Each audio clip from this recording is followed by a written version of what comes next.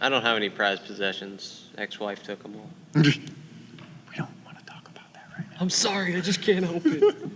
It's okay, buddy. Next question. Do you use different types of metals? Of course. We All at use sometimes all at once. In folded steels, there are actually 2 or 3 different kinds of metals used inside that steel quite often. The type of metal we use for a blade is dependent upon what we want that blade to do. You would use a different type of steel for, say, a longer sword. Generally, if you wanted a long, lighter blade, you wouldn't use 5160, which is, in my opinion, some people differ. Blacksmiths are like everybody else. Everybody has their own opinion. But you would use a lighter steel. And a lot of those steels you don't have to forge. A lot of them are actually air hardening. I am a fan of 5160 because you can get it off of the back of a truck, literally. You take off the leaf spring, you cut up the bits, you hammer out the little piece of steel, and you got a knife. It's cheap, and you can get a side of leaf spring for $30 in a junkyard, and turn out one of those leaves into about $2,000 worth of profit. Other than sweat equity. So you can use steel like D2, which is for hammerheads. You can actually make a knife out of a hammerhead, and a lot of that goes into chef knives. Because it's really rigid and it's got some flex to it, but it can take a lot of abuse, and that's something that a lot of people don't realize. That chef knives take a lot of abuse. Meat and vegetables wear down on your edge like you wouldn't believe. That's just a couple of examples. You're a vegetable. Sometimes, every other weekend. Yeah, we use a lot of different styles, a lot of different kinds of steels. What we predominantly use in our shops right now are 5160, 1095. I have a bunch of 01, but no one's wanted it. It's really weird. It's a very popular tool steel. Nobody's asked for a knife made out of it yet, so I have this bar of 01. Come on in. Hi! The more the merrier. Yes, they did. It's been an adventure, hasn't it? But we're all together now. Sit down, have fun like we're doing. So those are predominantly the 3 that we usually use. Mostly just 5160 and 1095, because 5160 is a real simple tool steel, and it's real easy to get, and it's just fun steel to work with. It's really hard to mess up. Very forgiving. Yeah. Usually, if you mess it up, you can just reheat it and anneal it and start over again. Unless you try to water quench it. Sorry. And 1095 is basically the equivalent to most like antique European blades. It's 0.95% carbon in it, so it's very high in carbon, and it's just a really tough steel. It was also used for things like leaf spring at some point, or a form of it. It was basically replaced by tool steels because it's a high carbon steel, so it will rust and be subject to corrosion. That was the word I was looking for. Any other questions? Oh, we use mild steel too for fittings and things like that. Mild steel is a lower carbon steel that will never, ever, ever hold an edge, but it makes great cross guards. We'll hold an edge once. Yeah, well, if you want to work that way. Throwaway knives. So you were saying your hammerhead is a chef blade? Yeah. So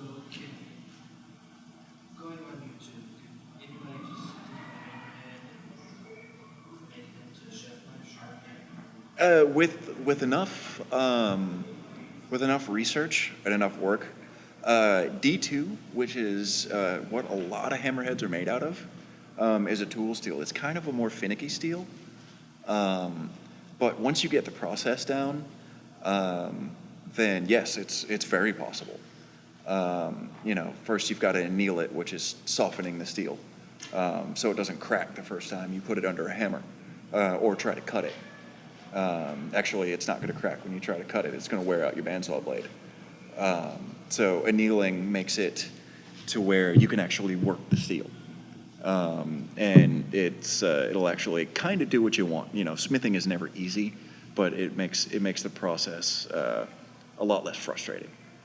And then, once you've got all the beginning steps out of the way, then you can start hammering it out and drawing it out, and measuring to see exactly how much steel you need for that piece, or if you want to make multiple pieces, like if you want to make a 7-inch chef knife and a paring knife, a sledgehammer bit or a sledgehammer head will probably have enough steel for that. And you're going to hammer a long time. Long time. Yeah. Because, you're drawing out a piece of steel that big. You're probably going to use another sledgehammer to hit that sledgehammer. Unless you want to cheat and use a power hammer, at which point I lose respect for you. I don't, but, sometimes I like the easy way.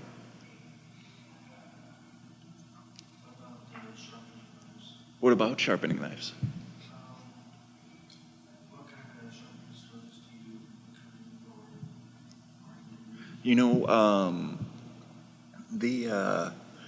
The most common sharpening stones would be the Arkansas stones. They sell them in, I don't know the store equivalents here. You can get them online.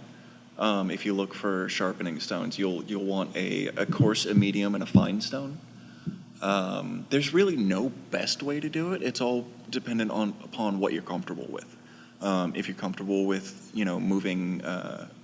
moving belts, then that's the way you want to go. If you're comfortable with just sitting there and wearing away at your edge, then that's something you'd like to do. I've done both. Most people, when they use stones, have a tendency to roll their edge.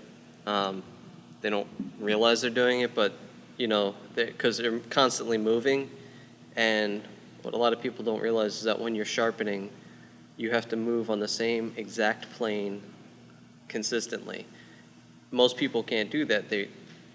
You do this and you don't realize it. Like you're going like this, but your fingers and your hands and stuff like that, unless you're really, really used to it and really aware of it, are constantly applying pressure to different areas, which is basically making this flat plane here do this all over the place. Sharpening is an art unto itself. Some people spend their whole lives learning how to sharpen.